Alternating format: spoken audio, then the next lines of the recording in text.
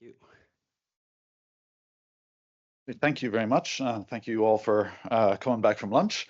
So this talk is some work that I'm doing currently with Henry Potter, and it's very much in an embryonic kind of a form.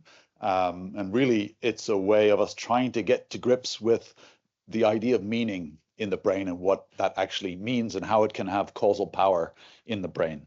So it starts in a sense with this question of mental causation, which can, in an intuitive sense, be phrased like, how can an immaterial thought push physical stuff around?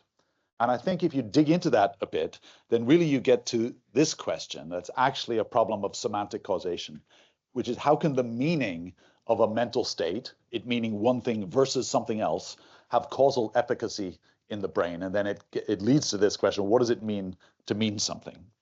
And I think if you take a variety of isms, these philosophical positions that have thought about meaning, many of them just think it's an epiphenomenon, or it can be eliminated, that actually the neural syntax just does all the work in the computations. The computational stuff doesn't need to know what any of the symbols that it's operating over are about or related to or anything else. And actually you can get away with without semantics, you can have a complete causal story without that. And then if you start from that position, then you kind of have to ask, well, what happens when you add meaning to the system, right? So you start with a semantic zombie, and then you kind of think, okay, well, maybe we can add meaning. And some people end up with the idea of this like it's an explanatory gloss.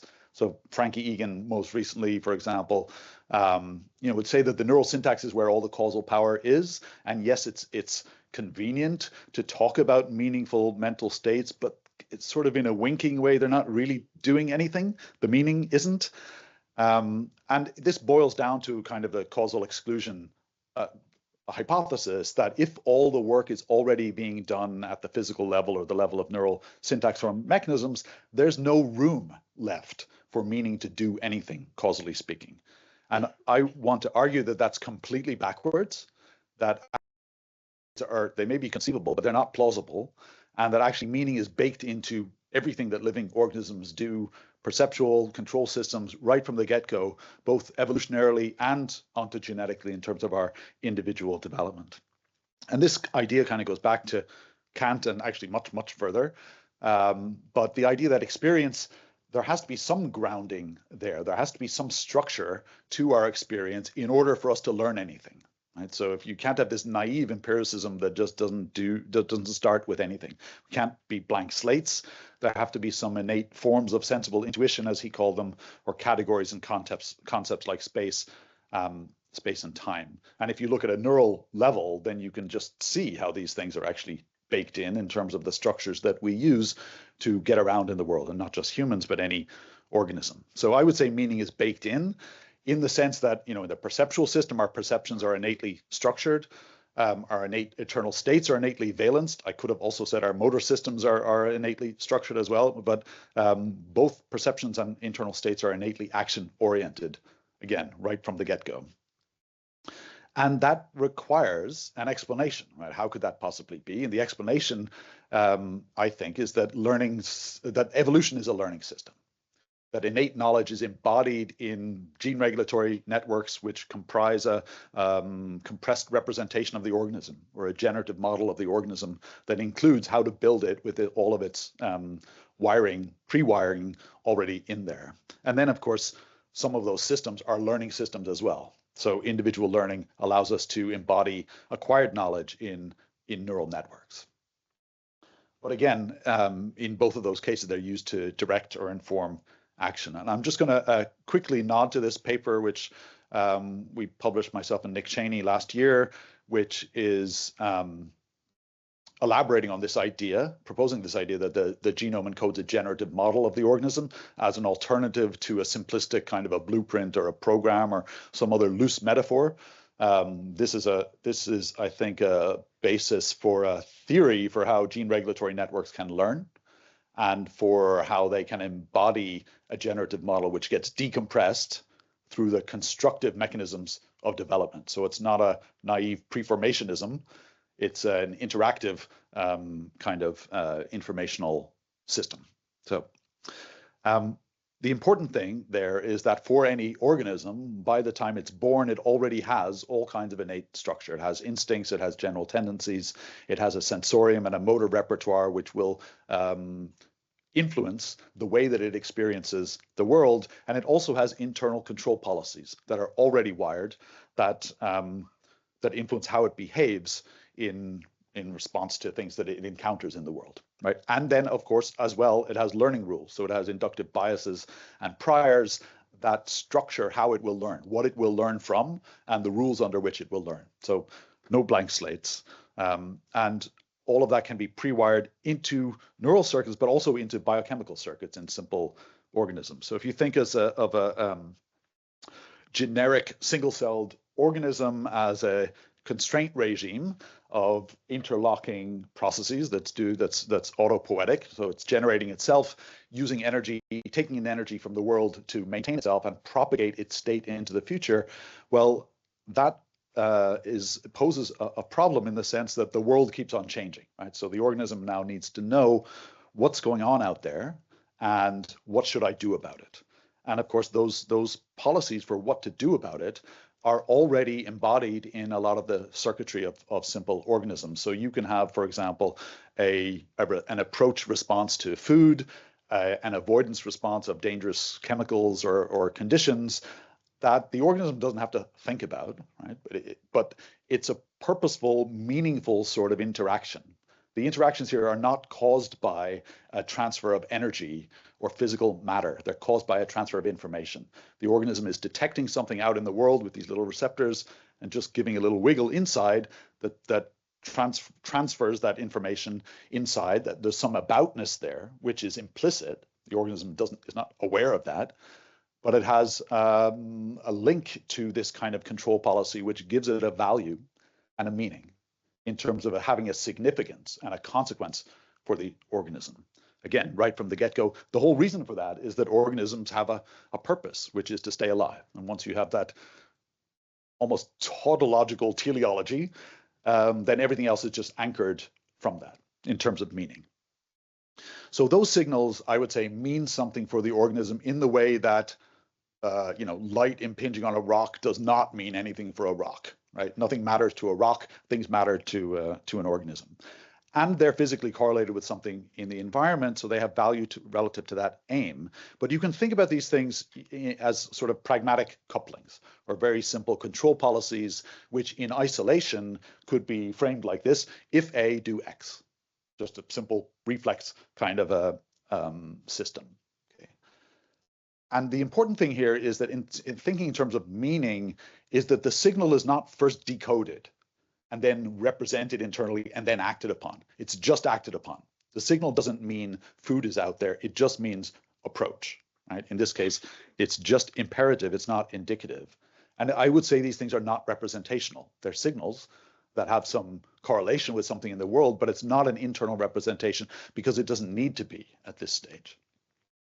So the intentionality here, I would say, is implicit, not yet explicit, and it's the normativity that's driving the response. And so if thinking about the meaning here, what I would say is that the meaning is extensive, and I don't know if that's a real word or not, but what I mean is that it doesn't inhere in the signal or in the action or in the world. It inheres in the relations between all of those things. So it's relational, it's grounded, and it's crucially diachronic and path dependent. So it depends on the historicity of the organism. That kind of control policy, of course, can be configured in nervous system. This is an example from a paper by Paul Chiswick of the lamprey visual system, where there's a couple different things that it can respond to without having to think much about them. So in a reflexive kind of way, on the left-hand side on the bottom, there's a big looming stimulus, and there's certain cells in the retina that infer the presence of a looming stimulus, and those are connected directly to the tectum to motor command centers that actually just promote avoidance versus approach, which you get when you have a small visual dot closer to the middle of its visual field, which could be prey. Okay? So they want to avoid predators and move towards prey. And there's nothing mysterious about that. It's just wired into the nervous system. It's pre-wired. It doesn't have to be learned. Now, there's a danger here in thinking about these individual isolated reflexes, because that's not how the world presents itself, right? One stimulus at a time. The challenge for the organism is to assess a situation. What's everything that's going on out there? And then what should I do given an integrated view of all of that? And at one level, you can build in some context, sort of second order control, where you're integrating some signals, and that you can have a policy with some sort of intervening excitatory or inhibitory arrows there, where effectively the policy says if A and B and not C, then do X, right? So a little more complex. Now, you probably can see the problem with this here already, in that once you start building these second order things, the context explodes exponentially. So now your system is going to have some limits if it's all at one level. It's just not going to be expressive enough to capture all of the potential complexity and novelty that an organism might encounter in the world, right? So you can't just build a very complex, flexible kind of organism from a control system that's all at one level. It just basically just gets gummed up. Although you can have some interesting alternatives here. These are two different second order policies. One of them is summing the looming signals. The other is competing between the approach signals, and those are good strategies for what the organism wants to do in those different scenarios. So pragmatic control policies are great. They're fast. They can be learned by evolution. They've been pre-wired in, but they're not very flexible. And importantly, they're not very scalable. They're not very scalable to a really complex world that presents itself in novel ways. So that expressivity, the limit to that is, I think, where the pressure comes from to internalize some of those signals, and then to make a hierarchy where you can operate over multiple things at once and hold things in mind. So this is where I think we need internal representations that are patterns that mean something. When, first of all, you have to do additional processing to infer what's out in the world, right? It's not just a simple looming stimulus. I mean, even that requires some inference through the layers of the retina, but something a little more sophisticated, like there's a face out in the world, or it's a face of a person I know, or something like that. When you have to have information about multiple factors integrated in novel ways, right? Ways that evolution couldn't prefigure because the ancestors never encountered that scenario before. And when it must be borne in mind over time. So I think over evolutionary time, you go from these simple kind of pragmatic control policies with a little bit of contextual second order cybernetics to this kind of internal representation, which I think deserves to be called semantic, in that it's about things.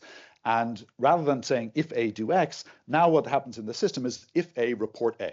Right? So that's what one bit of the system is doing. It's reporting A is the case to other bits of the system.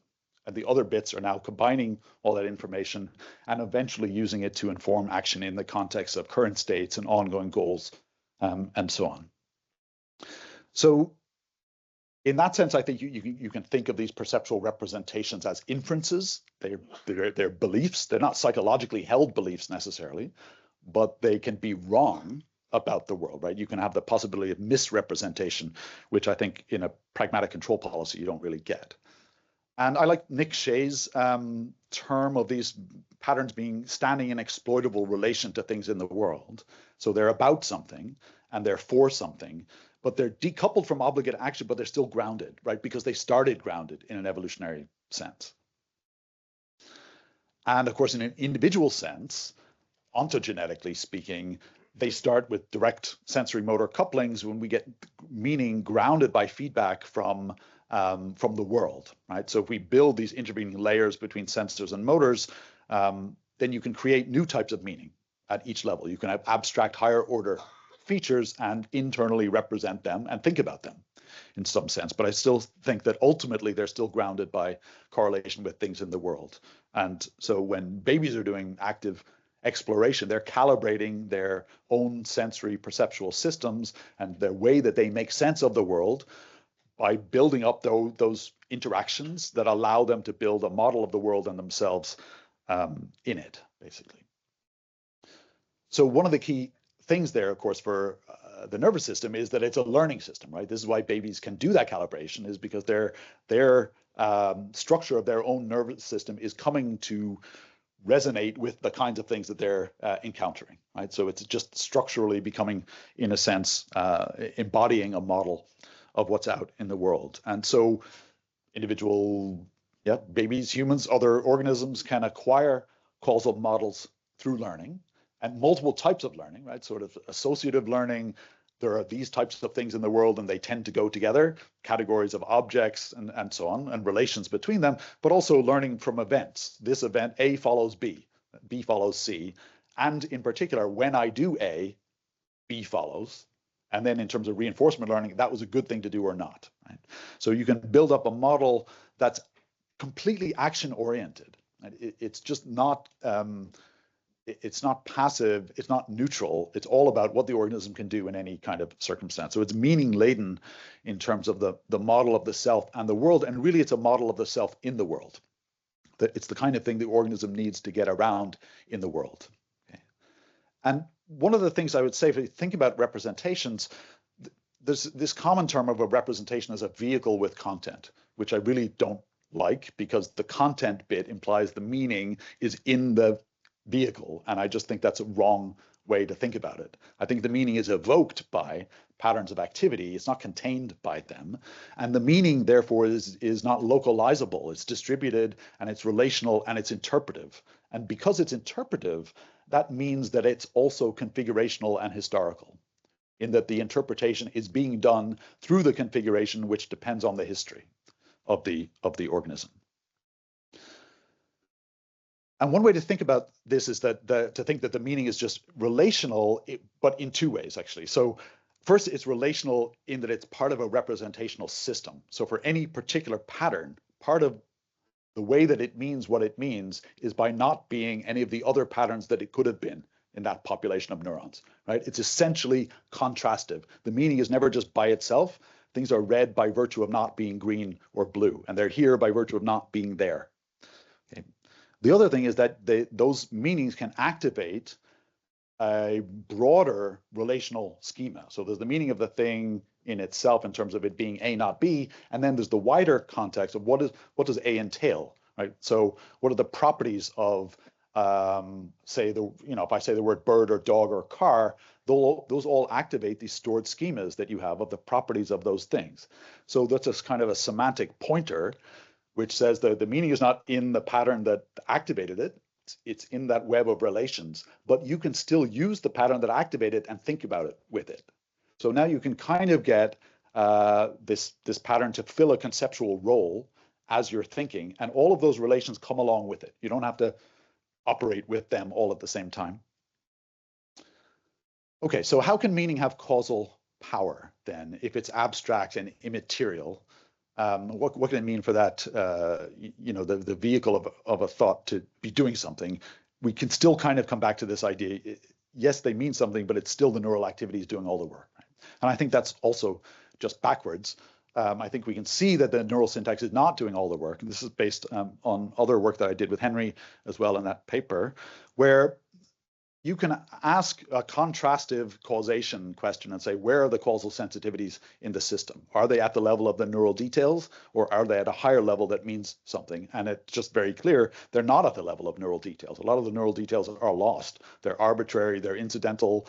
A single neuron may be interested in the rate of activity, but not the particular pattern of spikes. It may be interested in coincident activity and so on. So loads of those details are just lost and filtered out actively. And the meaning is really multiply realizable. And it's realizable through the configuration of the synaptic connections that embody the history of the organism, its current state, top-down constraints, goals that it has, all of the current sensory information that it has. All of those together encode criteria for firing. What's going on here is that it's not this driving kind of scenario that I think is common in a lot of neuroscience, especially neuroscience, where you intervene on the system by activating some neurons, and then they activate some more and drive a behavior, and you think, well, that's what normally causes the behavior. I think that's also backwards. I think the active element here is neuron B that's doing interpreting of its inputs, right, in a way that can be changed on the fly. So each neuron here, in an autonomous sense, is asking the same question that single cells ask out in the world. What's going on out there, and what should I do about it? And those things configure the criteria for what happens, right? And so if you think about this in a counterfactual sense, where we say, okay, if A is identified as the cause of X, then if A, then X, that's fine. Some neural pattern of activity causes something. You could say, look, it's the neural syntax. But then you could say, well, wait, what about if not A? Would X still have happened? And the answer is often yes. It could have been A prime or A double prime. As long as it wasn't B, the same thing would have happened. And what the organism cares about, the system cares about, is that the sensitivities are at the level of meaningful states. And we can see that in neural populations if we actually look at what they actually care about. So here's a situation with population 1 is monitoring population 2, and population 2 can be in multiple states in a dynamical systems sense of which neurons are active and which are not.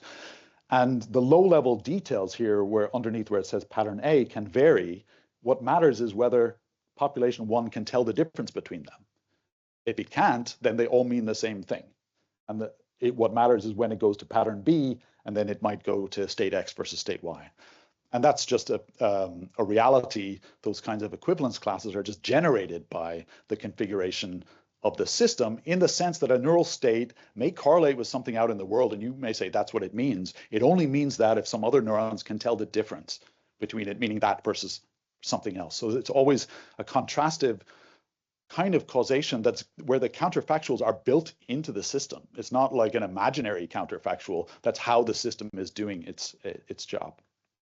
And we can see that in real neural data when we have different populations talking to each other, where one population may talk to two different other populations, and they may care about different things. So that configuration can be set up in different ways. So I think the idea that this, eliminative reductionism, that all of these things on the right-hand side under psychology can really be reduced to just neural causation doesn't hold up. And I mean, there's no principled reason to stop there. You can keep going down to atoms and so on. That also doesn't hold up, but for other reasons. I think that's backwards. And I think actually that the only reason that those neural patterns and activities have any causal power or efficacy in the system is by virtue of what they mean. It's not an added extra. That just is how the system works. So all of those things, I would say that cognition is really real. That all of those elements are actually causally effective, not in an epiphenomenal sort of way, not just as a gloss. This is what the system's working with.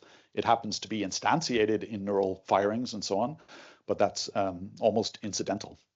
So in terms of the question, we started with a mental causation. There's a few positions you can think about here. On the left is dualism, where neural activity, brain activity may produce some thoughts, but then there was no explanation for how the arrow comes back down again. You can have this reductive materialism idea where, yeah, they produce thoughts, but they're not doing anything. You don't even need an arrow that comes back down. The neural syntax just does the work. And the position that I advocate for, and along with Henry, is this idea of what we call cognitive realism, for want of a better term, which is that whether the pattern that's currently active means A or B is the thing that determines the next stage that happens within the system. So I don't think there's any mystery to how meaning can have causal power in a physical system. Semantic properties are not just an extra thing, they just are causal properties, and what pattern means is the effects that it evokes, which reflects that configuration and the history. And I was trying to do a little ism map here of other strands of thought that I think we can take some positive things from. Now, I'm not going to take all of them wholesale, but I think all of those things have some elements that can be incorporated here and hopefully synthesized so that they're reconcilable with each other. They're not in conflict with each other. So no zombies. I think the brain is a semantic engine. It just runs on meaningful patterns of activity that are grounded evolutionarily and ontogenetically. And I will leave it there. And this is just some related works. And thanks to Henry for all of his work on this too. Thank you.